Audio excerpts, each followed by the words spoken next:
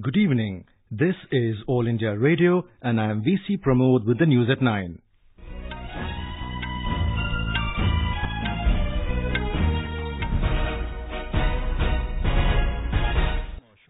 The headlines. Home Minister Rajnath Singh assures all bona fide Indians living in Assam of adequate opportunities to enlist their names in National Register of Citizens. 3 terrorists involved in the abduction and murder of policeman Mohammad Salim Shah killed in Kulgam district of Jammu and Kashmir. Congress Working Committee authorizes Party President Rahul Gandhi to forge alliance with like-minded parties to fight 2019 Lok Sabha elections.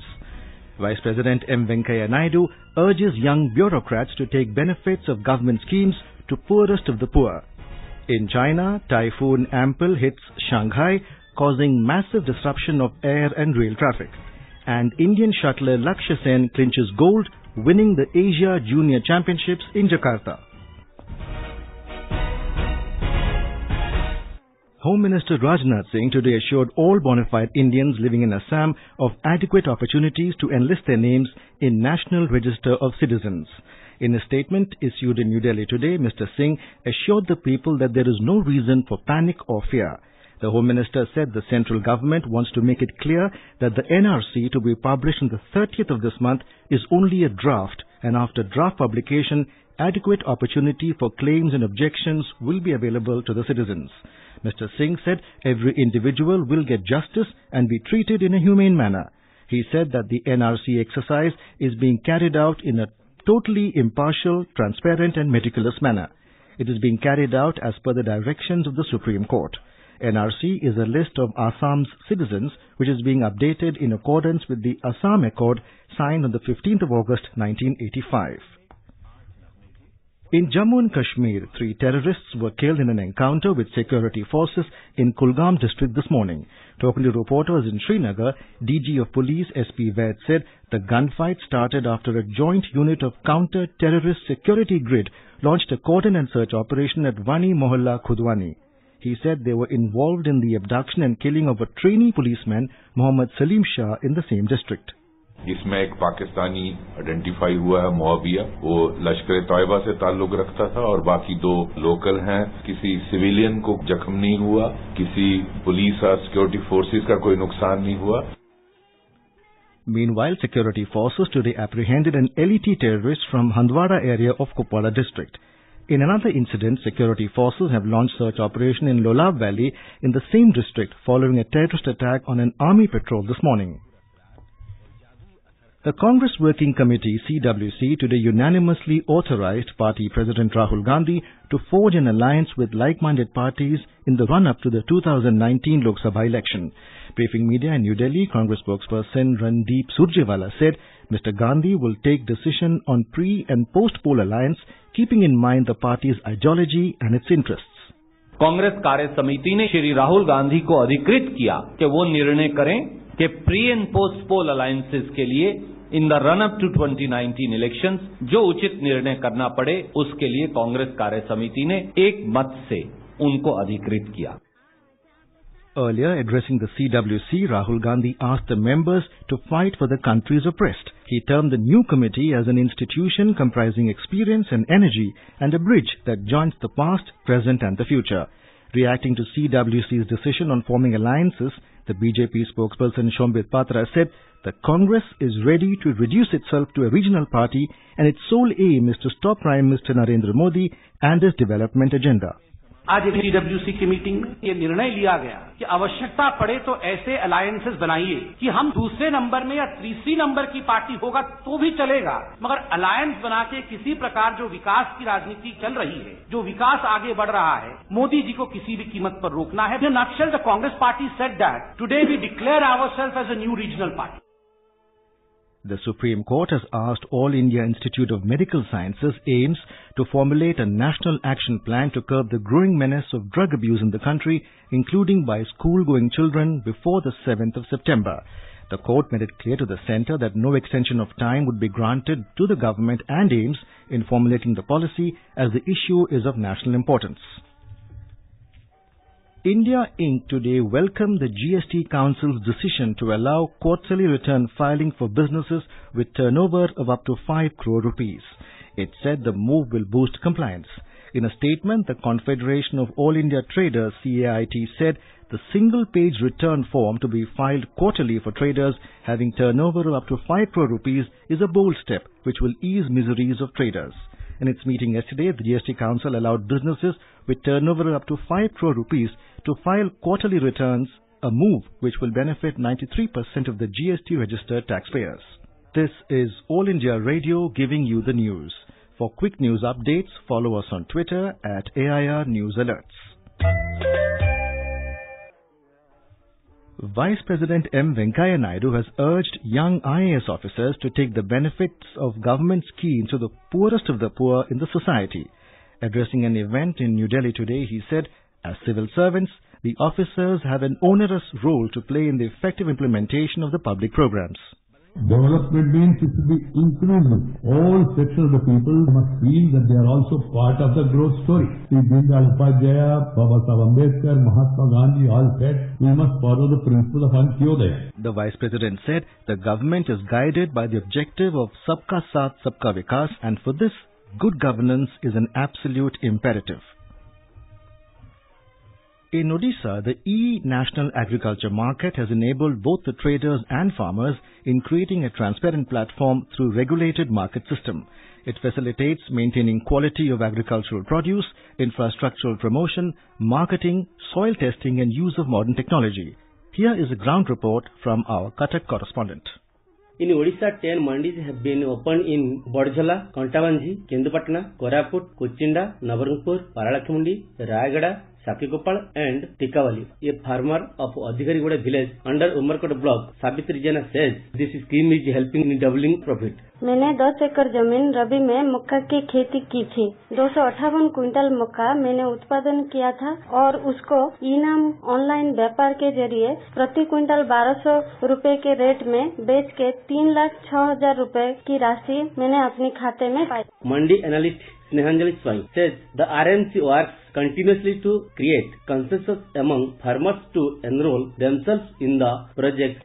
During current year 2017 to 18 up to the end of 17th July 2018, 21,749 quintal and 47 kg of maize has transacted through eNAM online platform. Due to awareness campaigns as well as interaction with the farmers and traders in overall transaction through online trading of maize have been increased day by day. Farmers of Odisha are very happy with the eNAM system as they are able to return home after selling their produce on the same day. Parsati Malik, AIR News, Cuttack.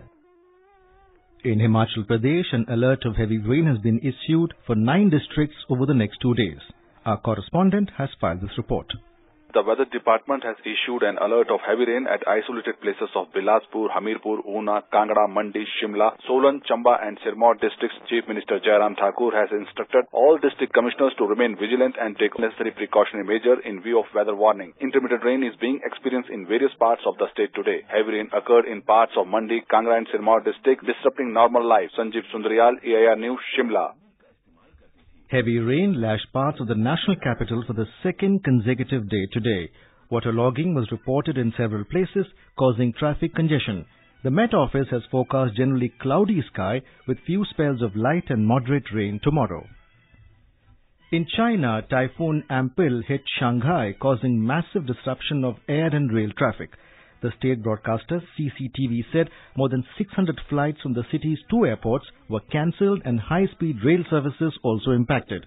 The National Meteorological Center said the typhoon first hit the island of Chongming, 45 kilometers east of the city, with wind speeds of up to 28 meters per second near its eye.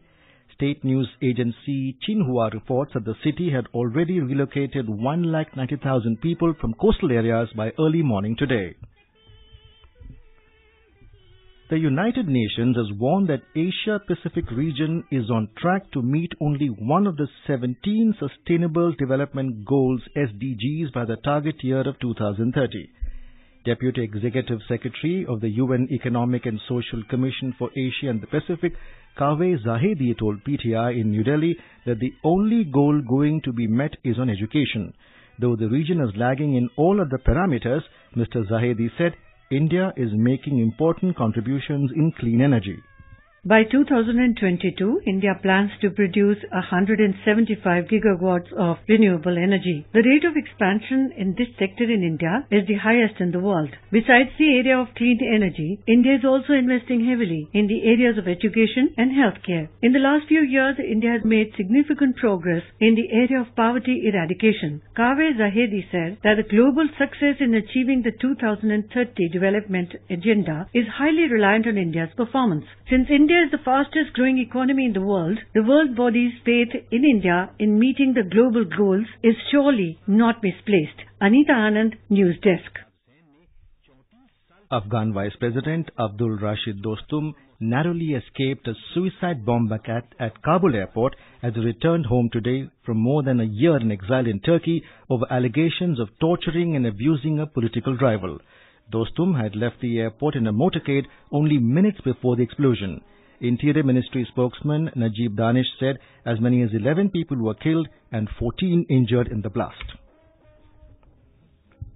A total of 734 youngsters were shortlisted today for scholarship under the Khelo India Talent Development Scheme. The scheme is a unique program to nurture sporting talent. Youth Affairs and Sports Minister Rajyavardhan Rathore said transformational changes have been introduced into Indian sports. The minister said they are trying to develop a sports system that connects local potential to global podiums and encourages every Indian to have sports as a part of their lives for entertainment, education or excellence. Rising Indian shuttler Lakshya Sen bagged a gold medal today by lifting the Asia Junior Badminton Championships in Jakarta, Indonesia. Placed 6th, Lakshya stunned local favourite and top seed Kunlavut Viditsaran in straight games 21-19, 21-18 in the final.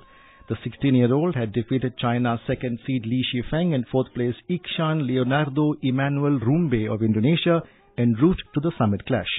The Badminton Association of India today announced a cash reward of 10 lakh rupees for the young shuttler for his success. The Indian men's hockey team thrashed New Zealand 4-0 in the third and final test to complete a series whitewash in Bengaluru today.